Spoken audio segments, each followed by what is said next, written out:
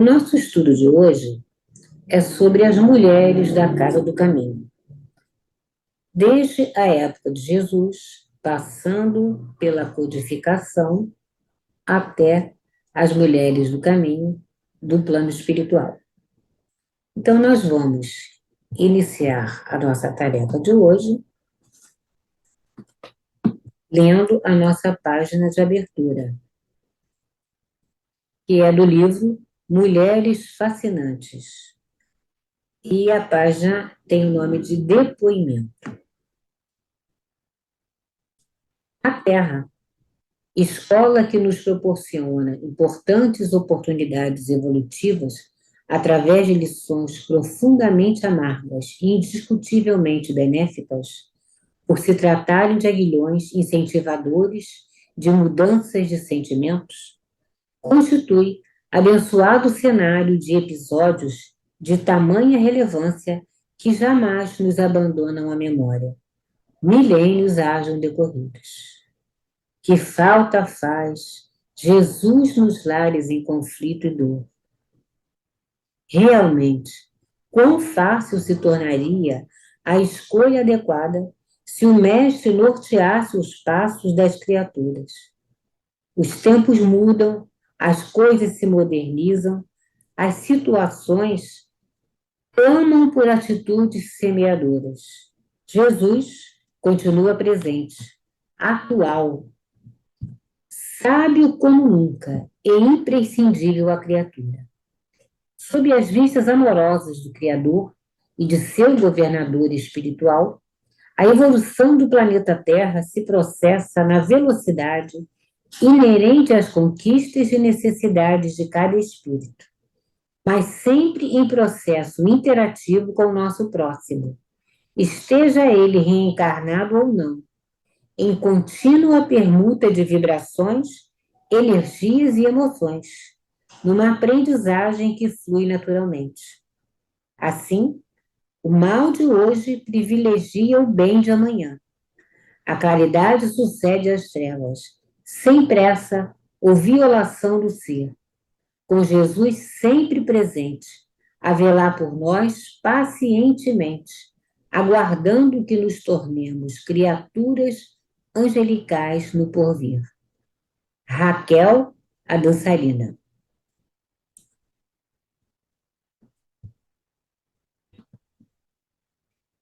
Vamos então, meus irmãos queridos, unir nossos corações, entrelaçarmos nossos propósitos na prece de abertura do nosso trabalho. Pai querido, gratos por mais esta chance de estarmos juntos, ainda nessa família espiritual, essa família de afinidade com os nossos propósitos, para estudarmos mais uma de tuas lições, mais uma passagem do desenrolar da nossa doutrina espírita. Agradecidos a todos esses personagens que vão desfilar aqui durante o nosso estudo. Agradecidos a Deus, à Mãe Maria, ao Mestre Jesus, por tudo que fizeram e continuam fazendo por nós. E pedindo que nos iluminem, nos inspire, nos oriente durante todo o transcorrer da nossa tarefa da noite de hoje. Assim seja, Senhor. Graças a Deus.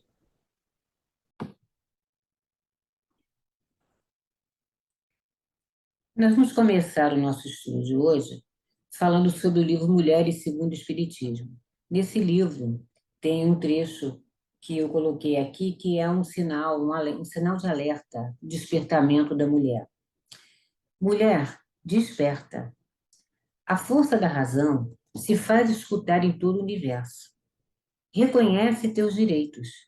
O poderoso império da natureza não está mais envolto de preconceitos, de fanatismo, de superstições e de mentiras.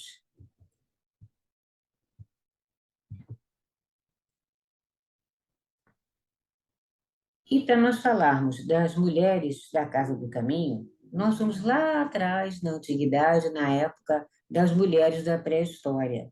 Nós temos aqui, nesse slide, quatro exemplares de fósseis femininos humanos que foram encontrados dentre os mais antigos. Nós temos quatro aqui, mas o objeto da nossa fala vai ser o fóssil da Lucy, que é esse aqui. A Lucy é um fóssil humano feminino que foi encontrado na Etiópia. E a idade desse fóssil é de 3.200.000 anos. Ela é uma das mais antigas do mundo.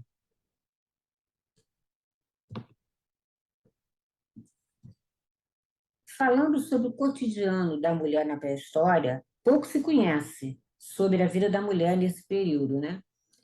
E um dos fósseis mais antigos do mundo é de uma mulher adulta que viveu há 3.200.000 anos, como eu falei, e que recebeu o nome de Lucy.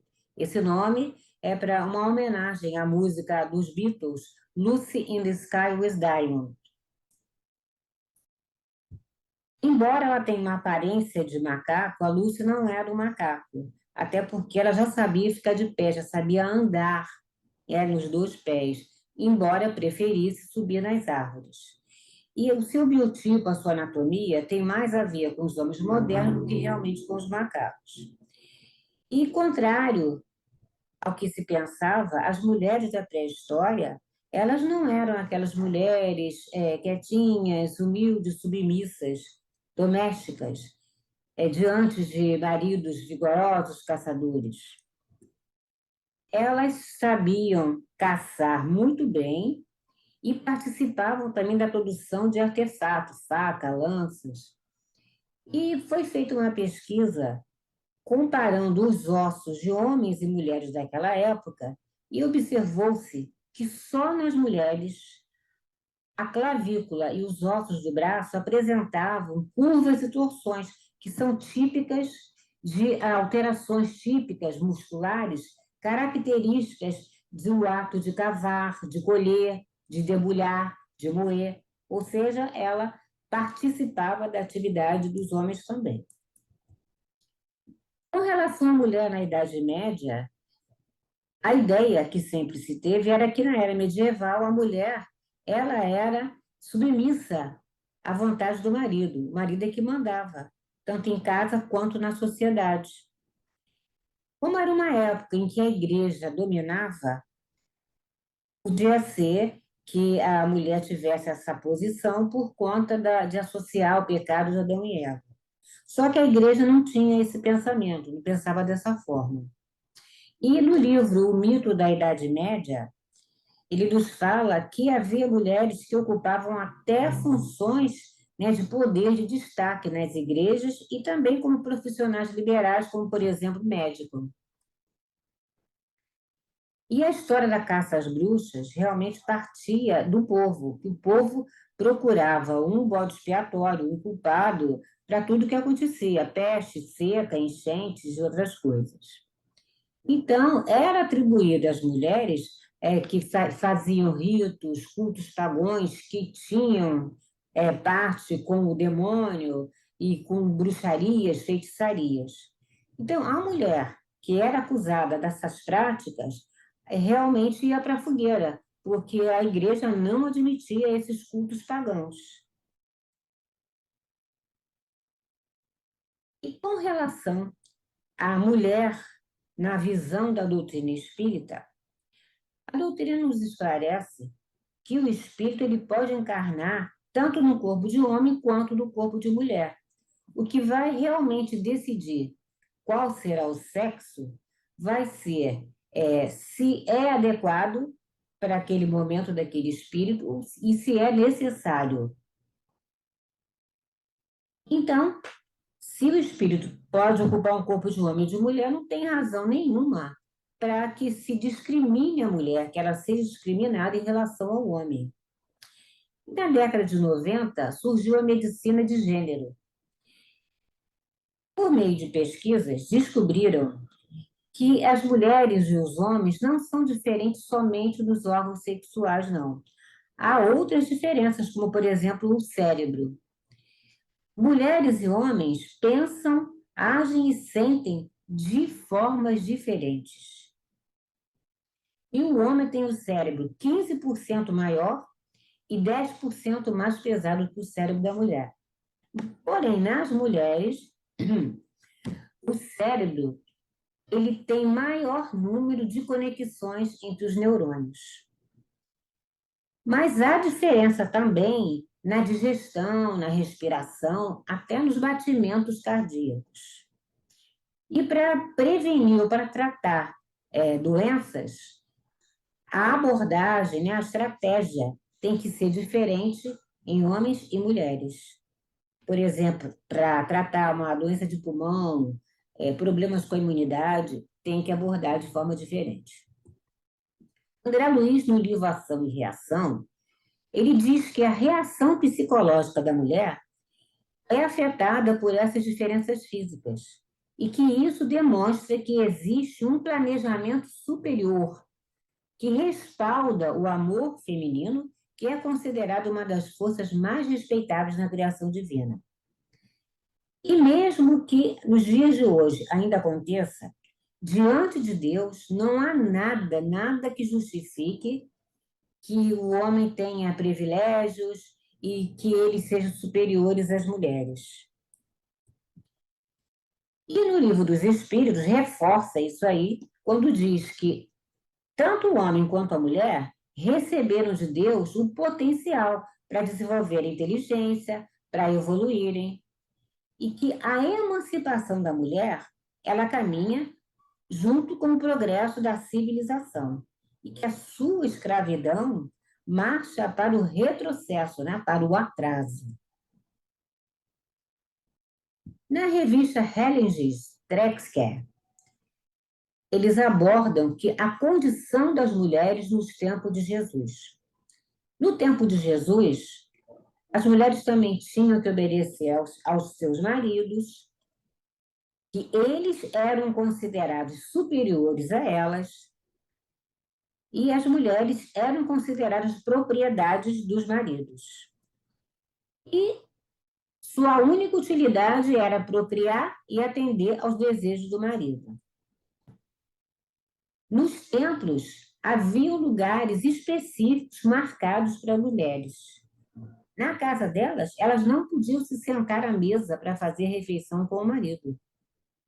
Ela ficava em pé servindo a comida para ele, e depois ela comia.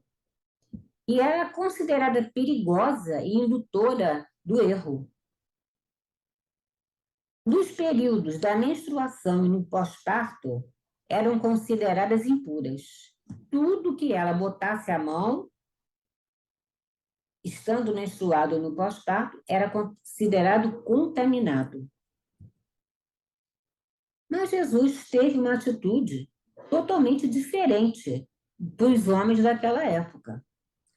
Ele era amigo, ele era tolerante e totalmente contra a ideia de machismo.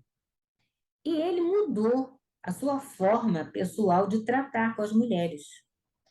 Ele destruiu obstáculos relacionados à pureza e à impureza, não somente das mulheres, mas também com outros grupos que são discriminados, como os leprosos, os publicanos, os doentes. Quando Jesus quebrou barreiras, quando ele falou com a samaritana em público, porque a samaritana era desprezada por ser samaritana e por ser mulher. Quando ele deixou que uma mulher beijasse seus pés e passasse perfume, aquilo era um verdadeiro escândalo na época para os fariseus. Quando ele curou a sogra de Pedro, que importância tinha uma mulher, por que tinha que curar, né? Se ela era considerada inferior. Na casa de Simão, ele deixou que uma mulher passasse perfume em sua cabeça e defendeu essa atitude dela perante as outras pessoas. E a atitude de Jesus em relação às mulheres era totalmente dele, era única. E ele mostra-se livre de qualquer preconceito. porque ele trata mulheres e homens da mesma forma, com o mesmo respeito, confiança, cobranças e promessas. A partir desse jeito de Jesus tratar as mulheres, aos pouquinhos elas começaram a participarem mais na sociedade. Tem o episódio da mulher adúltera, que foi levada à presença de Jesus para ser castigada por apedrejamento, e a atitude dele, né, foi totalmente diferente do que esperavam que ele fizesse. A mulher hemorrágica, que estava com hemorragia há 12 anos, lembrando que a menstruação, a mulher era considerada impura, então ela ficava afastada da sociedade e da família. Imagine a tristeza, a dor dessa mulher, 12 anos sangrando e sendo colocada de lado. Na casa de Marta e de Maria, elas hospedaram Jesus na casa delas e Jesus permitiu a presença delas na hora da pregação, na hora dos ensinamentos. E vamos então falar das mulheres da Casa do Caminho. A mulher mais importante da Casa do Caminho é Maria. Maria, que recebeu a missão de reencarnar na Terra para ser futuramente a mãe de Jesus. O plano espiritual escolheu a dedo quem seriam os seus pais e aonde ela nasceria. O espírito Sofia era um espírito de grande pureza e que vinha lá do sistema solar de Sírios. Devido à sua elevação espiritual, ela precisou descer devagar para que ela se adequasse ao padrão vibratório da Terra muito abaixo do dela. E os profetas, já há muito tempo, já vinham anunciando a chegada do Messias. Só que o pessoal, na época, achava que o Messias ia chegar para defender os interesses materiais do povo, principalmente dos poderosos, usando força e violência. Nem desconfiavam que tudo que Jesus ia fazer era por amor. Os futuros pais de Maria, Eli e Ana, receberam o convite para serem os pais dela através do desdobramento. Sofia reencarnou com o nome de Maria e mais adiante seria Maria de Nazaré. Ali, então, começava a sua tarefa. No dia do nascimento, na ocasião, Jesus esteve presente lá. E Maria recebeu uma educação primorosa dentro dos moldes da época, cresceu virtuosa, bonita por dentro e por fora, viva, esperta, sabendo falar muito bem. Os sacerdotes do Templo de Jerusalém não entenderam por que Maria foi nascer numa casa de pessoas pobres. Porque não nasceu na casa de um sacerdote rico, na mansão. Por quê? Né, de uma missão de tal envergadura, ia nascer num lar tão pobre assim. E tentaram levar Maria para receber educação no templo. Mas acontece que não deu certo, porque as ideias, né, a conversa, as coisas que ela falava eram de alto nível, de muita sabedoria e esperteza, e contrariava os interesses dele, porque eles queriam tudo relacionado ao dinheiro, poder, né? Tudo que fosse fazer a vida deles mais fácil, né? Com mais benesses. E a profecia falava que a mãe do Messias deveria ser virgem. E eles se pegaram nessa questão, então resolveram casar Maria, porque casada ela não podia mais ser a mãe virgem. E Maria casou com um carpinteiro José, de origem humilde. E José, em desdobramento, ele recebeu a informação de que o casamento dele com Maria não teria consumação física, não haveria contato físico. E que José tinha sido escolhido por Deus para aquela missão, junto com Maria, para serem os pais de Jesus. Maria, em desdobramento, esteve com 3 entidades de luz, que explicaram também para ela sobre a sua escolha no plano espiritual para ser a mãe do Messias. A partir de então, eles começaram a preparar o corpo de Maria para que ela estivesse em condições de receber a semente do corpo de Jesus. No dia planejado para a concepção, os 3 espíritos elevados implantaram a semente estelar no corpo uterino de Maria. E preocupada, porque a partir de então, a barriga ia crescer, ela ia ter todos os sintomas de uma gestação. Ela ficou preocupada com a opinião de José, o que ele ia pensar, se eles não tinham tido nenhum contato. E ela resolveu contar tudo para ele, explicou direitinho, com detalhes. Só que o José não entendeu a história, não. Então, Deus mandou que um anjo viesse visitar José, pelo desdobramento também, né? E o anjo explicou para ele todo o processo, como é que aconteceu tudo, e avisou que ele não duvidasse de Maria, que ele não duvidasse da honra de Maria. Então ele entendeu e depois foi se desculpar com Maria. O tempo foi passando e a gravidez foi avançando e José e Maria foram orientados pela espiritualidade a irem para Belém, onde já havia sido escolhido o local para Jesus nascer. E Jesus nasceu numa manjedoura, que é um abrigo noturno que os animais vão para lá. O ambiente físico e espiritual já tinha sido preparado para receber Jesus. Então, na hora que seria o nascimento, uma daquelas 3 entidades luminosas que participou de todo o processo retirou do ventre de Maria o menino Jesus. Ele nasceu num lugar tranquilo, longe, né, dos olhares curiosos, mas a notícia do nascimento dele se espalhou pelo mundo. Só um momento.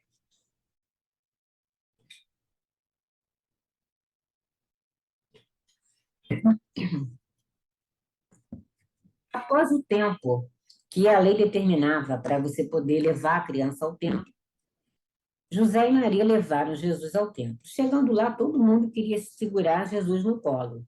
E Nicodemos foi um deles. Quando ele segurou o menino Jesus, ele sentiu que a ferida que ele tinha no tórax fechou, cicatrizou. Quando entraram no templo, os sacerdotes começaram a pedir explicações para José e para Maria sobre tudo o que aconteceu antes e durante o nascimento e a relação disso com a profecia.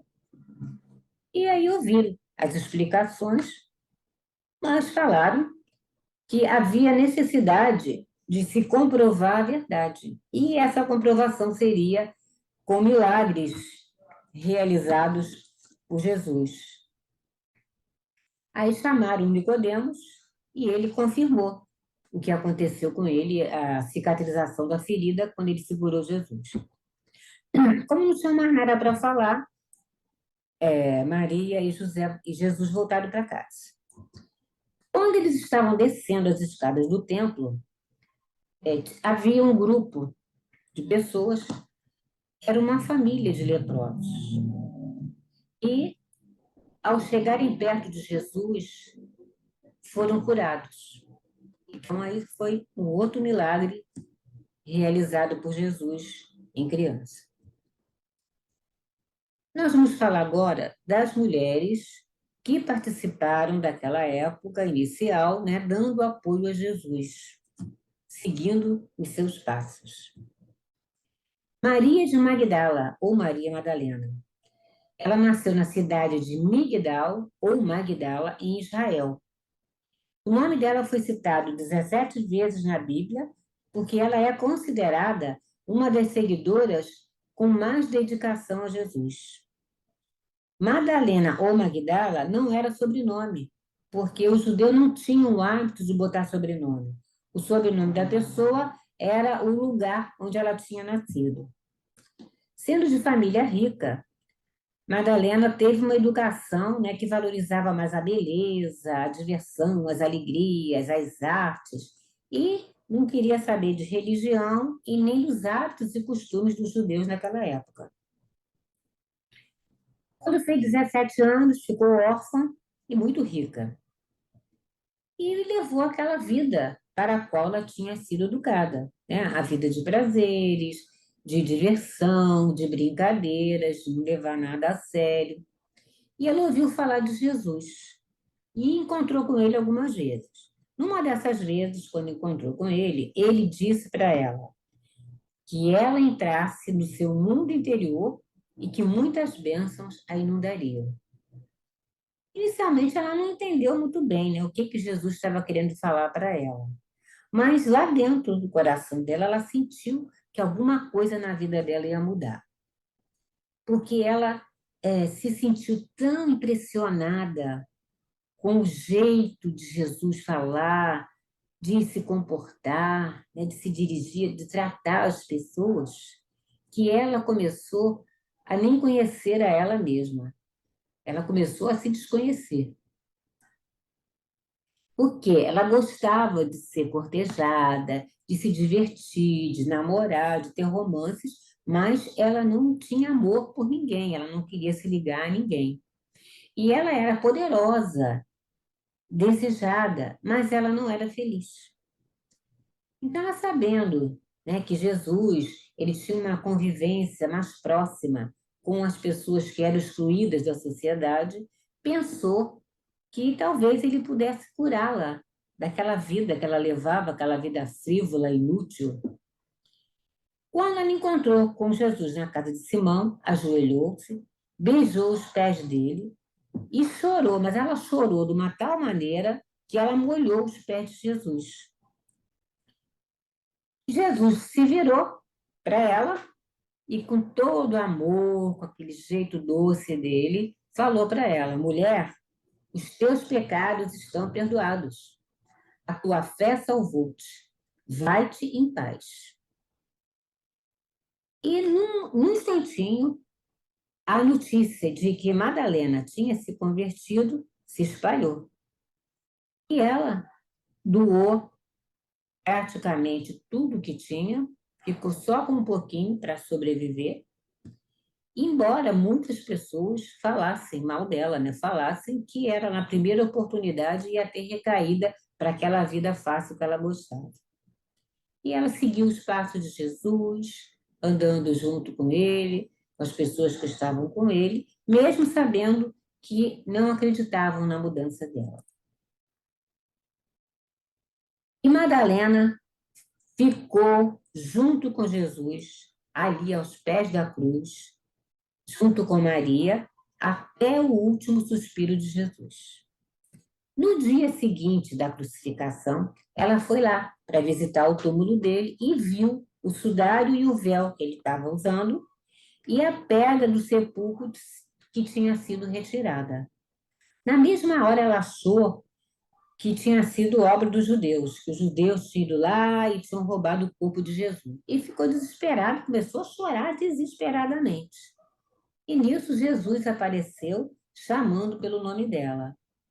Ela ficou toda feliz, né, muito contente, saiu correndo para contar para os discípulos tudo o que ela tinha visto. E eles não acreditaram nela. Só Maria acreditou e ficou pedindo detalhes, perguntando coisas para ela. E a partir de então, ela teve uma vida de sacrifício, de dificuldades, porque os discípulos não concordavam que ela andasse junto com eles, que ela fizesse pregação nos ensinamentos de Jesus, porque eles condenavam o comportamento dela, achavam que era um comportamento muito liberal para as mulheres daquele tempo. Então, ela se sentiu rejeitada por todo mundo. E aí decidiu cuidar dos leprosos, ao mesmo tempo falar, pregar para eles, falar dos ensinamentos de Jesus, do seu amor, de tudo aquilo ali, e consolava, né? Tratava a ferida e tratava o coração também.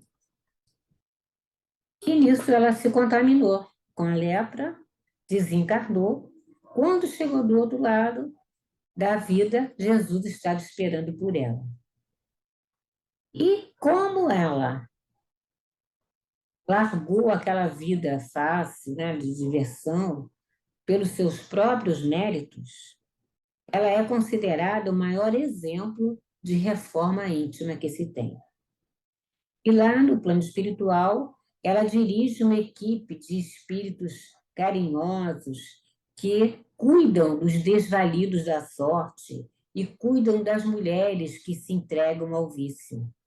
E o nome dessa fraternidade é a Fraternidade do Cálice. Joana de Cusa foi uma das encarnações de Joana de Ângeles.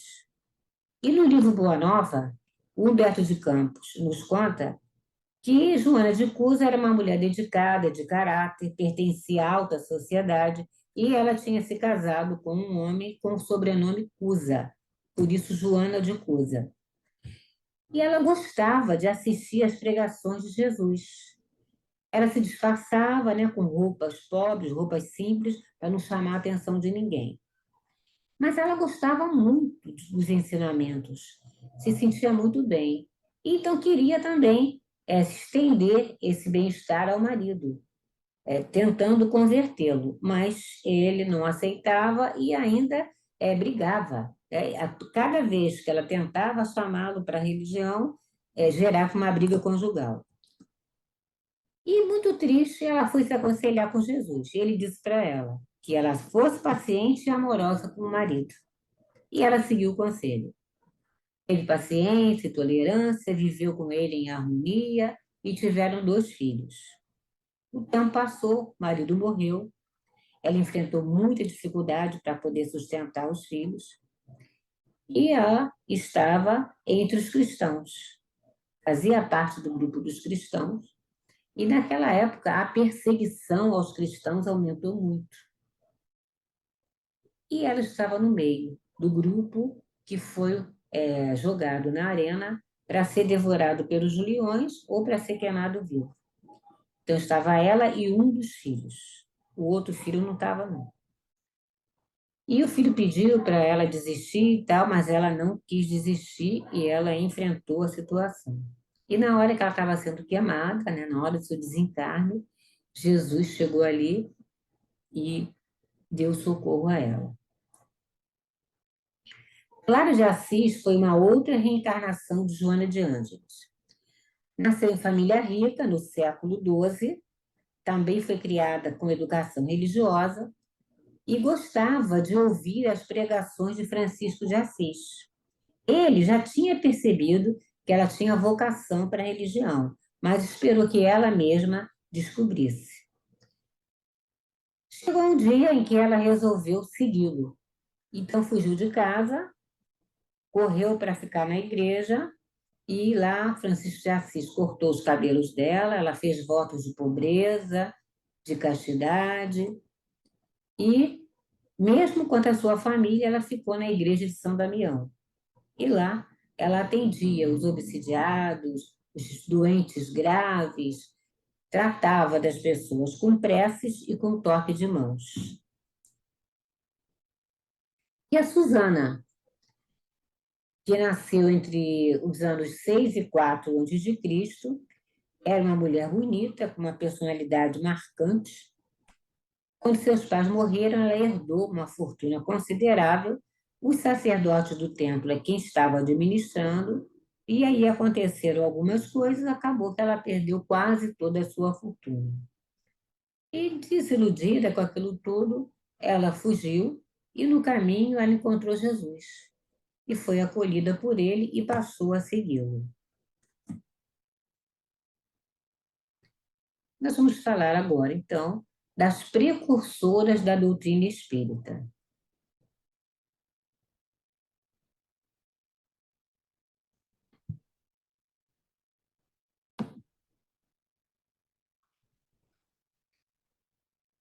Então, as mulheres precursoras da doutrina espírita.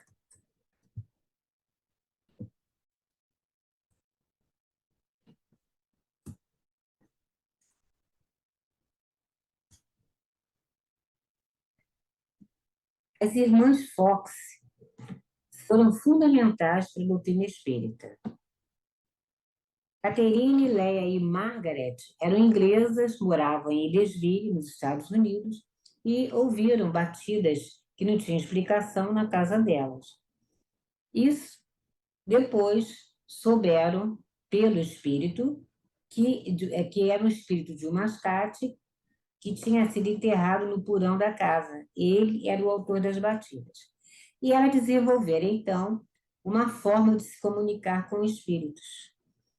E essa forma de comunicação delas é que incentivou as pesquisas do professor Rivaio para ele estudar o fenômeno, né, levando até a codificação da doutrina.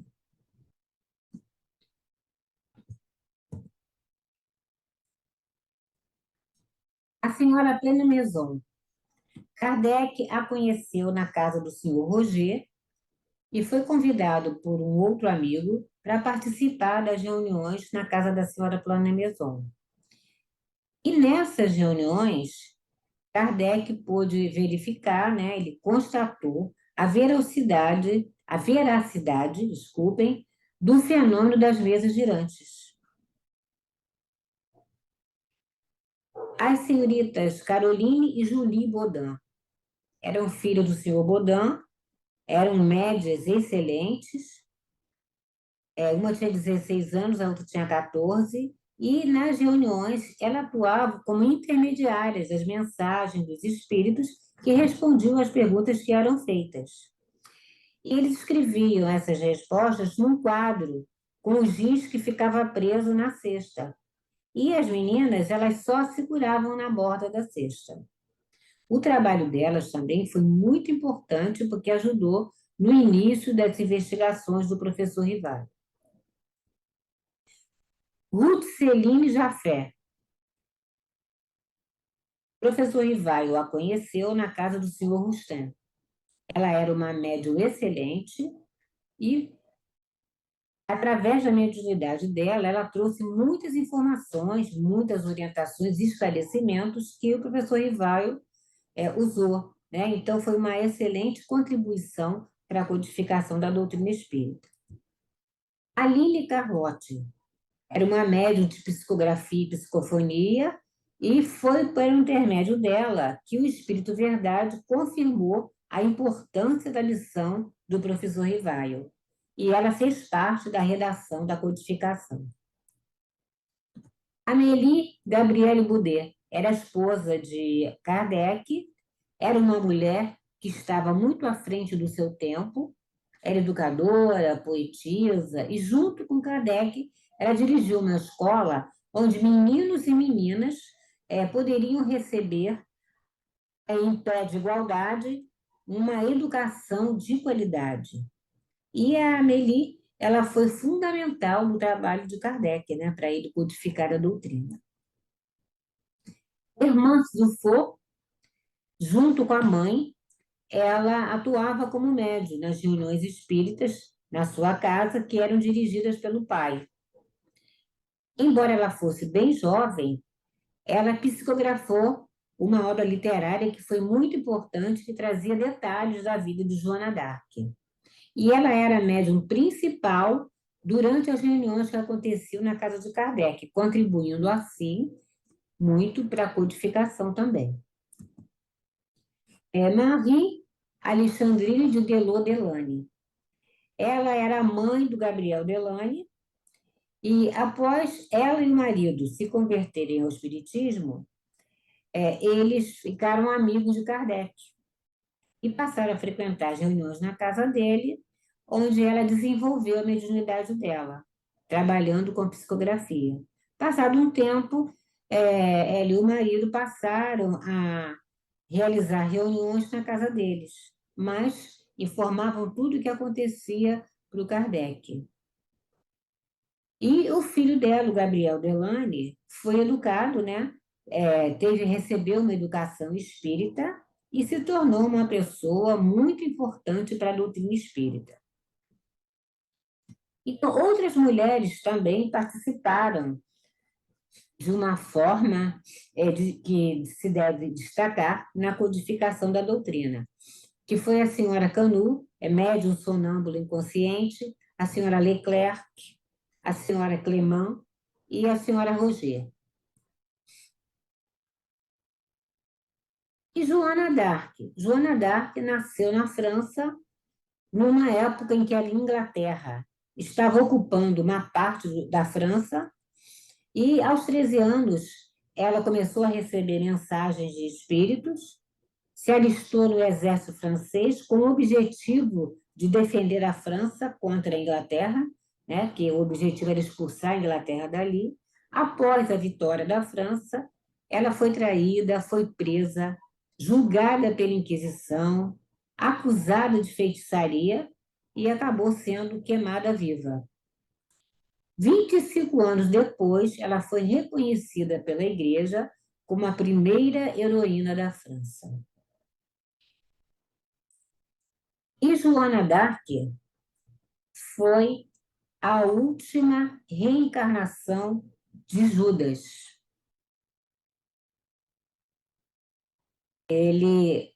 Nessa encarnação, ele também foi traído, então aconteceu com ele o que fez com que acontecesse com Jesus, né? A traição, as moedas e tal. E aí ele veio como Joana d'Arc e foi queimado. Teresa de Ávila é a última encarnação de Madalena. Ela nasceu em Ávila, na Espanha. O seu nome verdadeiro era Teresa Sanches de Cepeda e Ahumada. Com 13 anos, ela ficou sem a mãe, foi internada num colégio e, como ela era também à frente do seu tempo, quando entrou para o convento, aos 20 anos, ela resolveu mexer na vida religiosa. Ela não concordava do jeito que era. E ela era uma freira carmelita. E ela fundou outros conventos, ela é escritora, e falava aos seus leitores sobre Deus, os ensinamentos. Então, ela divulgava, né, os ensinamentos. E ela foi declarada doutora da Igreja Universal pelo Papa Paulo VI. E recebeu o nome de Santa Teresa de Jesus. Madre Teresa de Calcutá, seu verdadeiro nome é esse nome aqui, que começa com Angese. Eu não vou me atrever a ler o resto, né, porque realmente eu não vou ler muito bem. E ela nasceu na atual cidade que chama Skopje, e desde pequena ela manifestou a inclinação para seguir a vida religiosa. Com 18 anos, foi para a Irlanda, entrou para o convento, e esse convento tinha uma missão na Índia. Ela se tornou freira e recebeu o nome de Teresa. E foi para Calcutá para ser professora. E lá ela resolveu sair do convento e fazer um trabalho de caridade, né, de humanidade, socorrer as pessoas por conta própria. Aí criou a Ordem Missionários da Caridade e morreu em 1997 e foi santificada em 2016. Amália Rodrigues Soler, de origem espanhola, família humilde, no momento de dificuldade, recebeu mensagem da mãe, desencarnada, e ela teve contato com o espiritismo através do médico, que foi cuidar da visão dela. Ela era costureira, poetisa e foi médium de psicografia. E ela é autora do livro Memórias do Padre Germano. Anália Emília Franco nasceu em Resende, no Rio de Janeiro, foi professora e escritora, e após a Lei do Ventre Livre, que os filhos das escravas começaram a ser jogados no meio da rua para ser adotados, porque eles estavam livres, mas não tinha quem cuidasse. Então, ela passou a recolher essas crianças. E assim ela abriu a primeira casa maternal, depois abriu escolas, albergues, orfanatos, e ela era uma espírita dedicada. Desencarnou aos 66 anos com gripe espanhola. Alta de Souza é uma poetisa romântica brasileira E Luiz da Câmara Cascudo diz que ela é a maior poetisa mística do Brasil. Benedita Fernandes nasceu em São Paulo e ela tinha constantes ataques de obsessão. Nesses ataques, ela ficava vagando pelas ruas, sem ter contato com a família. E um dia ela teve uma crise tão forte, causou tanto alvoroço no lugar, que ela foi levada para a cadeia. E lá na cadeia, os carcereiros cuidaram dela, fizeram tratamento de passes, e ela foi melhorando. Foi ali, naquele momento, que despertou nela o chamado da vida espiritual. Então, ela resolveu sair daquela cidade, foi para outra cidade, e lá ela começou um trabalho onde ela acolhia as crianças e loucos. E ela também atuou como médium passista e evangelizadora. E o espírito, que era o seu antigo obsessor, passou a colaborar com ela nos seus trabalhos. E ela desencarnou em 1947. Irmã Dulce, o nome dela era Maria Rita, ela nasceu em Salvador, e desde pequenininha ela gostava de cuidar das pessoas que precisavam. Com 13 anos, ela começou a recolher doentes e mendigos e levar para a casa dela. Se formou em professora, entrou para o convento, tornou-se freira aos 20 anos, passou a ter o nome de Irmã Dulce. E trabalhou, né, fez muito trabalho com os pobres, fundou escolas. E como não tinha lugar para abrigar as crianças, ela invadiu casas para poder abrigar os doentes, até que o governo resolveu ajudá-la. Ela foi santificada em 2011 pelo Papa Bento XVI. Ivone do Amaral Pereira nasceu no Rio de Janeiro e é considerada uma das grandes médiuns. Embora ela não entendesse bem o que estava acontecendo com ela, desde pequena, ela convivia com lembranças das vidas passadas. Então, ela conversava com o pai que teve numa vida, com o noivo que teve na outra, e psicografou vários livros através da sua mediunidade. Zilda Gama, mineira, com 24 anos, ela ficou sem os pais e ficou com a responsabilidade de cuidar dos irmãos e dos sobrinhos. E ela é uma figura de destaque no Espiritismo. É professora, escritora e defendia os direitos da mulher. E ela foi uma das primeiras médiums a receber psicografias de livros. Uma das obras psicografadas por ela foi Na Sombra e na Luz e Redenção, pelo espírito Vitor Hugo. E também recebeu mensagem de Kardec. E agora, então, temos as benfeitoras espirituais. Irmã Sheila, ela é conhecida por duas encarnações. A encarnação em que ela foi Joana de Chantal, na França. O nome verdadeiro dela era Joana Francisca Frebiot.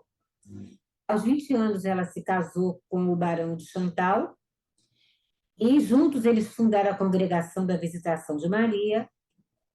E após, né, um século que ela tinha desencarnado, ela foi canonizada e recebeu o nome de Santa Joana de Chantal. E a encarnação mais recente foi como irmã, foi como Sheila, na Segunda Guerra Mundial. Ela era enfermeira e tinha um especial cuidado e carinho em tratar da dor dos outros, né, das doenças, das feridas. Desencarnou aos 28 anos no campo de batalha. No plano espiritual, ela é conhecida como enfermeira do alto. E ela dirige um grupo que forma o Conselho da Casa do Repouso, que cuida de espíritos dos dois planos. E com a ajuda de encarnados, ela promove a cura desses espíritos que ela trata. E trouxe mensagens, né, no livro Luz no Lar, por exemplo, de Chico Xavier. Meimei, seu verdadeiro nome era Irma de Castro Rocha. Nasceu em Minas. Desde criança, ela sofria de uma doença renal. Ela foi professora e adorava crianças. O sonho dela era ser mãe, que não se concretizou porque ela desencarnou muito jovem. Ela se casou com Arnaldo Rocha, que era conhecido nos meios espíritas, aos 20 anos. E esse nome Meimei era a forma carinhosa com que um tratava o outro. E Meimei significa amor puro. E ela ajudava na evolução dele já havia muitos séculos. E desencarnou por falência renal. E ela teve as reencarnações dela. Uma foi como a princesa Mabi, quando um leão a perseguia, o general Beb Aliba salvou, e esse general era uma das reencarnações de Arnaldo Rocha, o marido dela, né, nessa última, na existência como Meimei. A outra reencarnação foi como Blandina, a personagem do livro Ave Cristo. Ela era filha de Tassiano Varro, também uma outra reencarnação do Arnaldo. E mesmo depois de desencarnada, ela continuou, do outro lado, a fazer o trabalho com crianças. E tem vários livros psicografados, dentre eles Pai Nosso e Cartilha do Bem. Joana de Ângeles, numa comunicação mediúnica, Divaldo recebeu informação do espírito Manuel da Silva que o acompanhava. Ele falou para Divaldo que ele iria reencarnar, então um espírito amigo viria orientá-lo. E esse espírito era Joana de Ângeles. Reencarnações de Joana de Ângeles, como Soro Joana Angélica de Jesus, em Salvador, participou daquelas lutas na época da independência do Brasil. Ela era de família rica, também entrou para o convento. Lá no convento, os soldados invadiram o convento e ela enfrentou e morreu defendendo as suas companheiras no convento. E Joana Inês de la Cruz, seu verdadeiro nome era Joana Dias Bacher, foi a primeira feminista latino-americana, entrou para o convento e aí passou a se chamar Solo Joana Inês de la Cruz. Ela era poetisa, gostava de escrever canções também. Cuidou dos doentes com peste e acabou desencarnando contaminada pela peste. Então, meus irmãos, chegamos ao final do nosso estudo com esse desfile de mulheres da Casa do Caminho. E a nossa reflexão final é a seguinte: Maria de Nazaré, ela veio primeiro para preparar o terreno, né, o ambiente para quando Jesus chegasse. Aí Jesus chegou demonstrando seu amor por nós desde o nascimento. E nós? O que nós estamos fazendo com todo esse tesouro que Deus nos presenteou e continua presenteando todos os dias? O que temos feito de bom em nossas vidas? O que temos feito de bom na vida dos outros? O que ainda falta? O que nós precisamos fazer como aprendizes da Casa do Caminho? Um beijo no coração de todos. Foi muito bom nos encontrarmos aqui no dia de hoje. E vamos, então, unir os nossos corações e as nossas mentes através da prece. Agradecidos estamos, Pai amado, pela chance que nos dás de aprender um pouco mais junto com os nossos irmãos de propósitos. Que o Senhor nos ilumine, nos fortaleça, nos ajude para que nós possamos despertar as nossas consciências, que o principal, o que nós mais precisamos utilizar na nossa viagem pela carne é o amor. Se nós colocarmos amor em tudo que fizermos, as coisas serão bem mais calmas, mais suaves. Sabemos que somos temperamentais, muitas vezes violentos, impacientes, intolerantes, mas também sabemos que o Senhor pode ver lá dentro do nosso coração que nós temos vontade, ainda que pequenininha, mas temos vontade de mudar. E confiando nessa gotinha de vontade que temos, é que nós te pedimos ajuda. Ajuda nos iluminando, nos ajudando a despertar, nos dando ânimo forte para que possamos estar capacitados para enfrentar os desafios do caminho. Envolva, Pai querido, a todos os nossos irmãos desse planeta. Que brilhe a vossa luz bendita, trazendo paz, amor, união, saúde e a cura física, mental e espiritual. Sê conosco, Pai, hoje, agora e sempre. Assim seja, Senhor. Graças a Deus. Um Natal de paz a todos e um ano novo iluminado, abençoado, cheio de trabalhos, de tarefas na seara do Mestre Jesus para todos nós. Assim seja.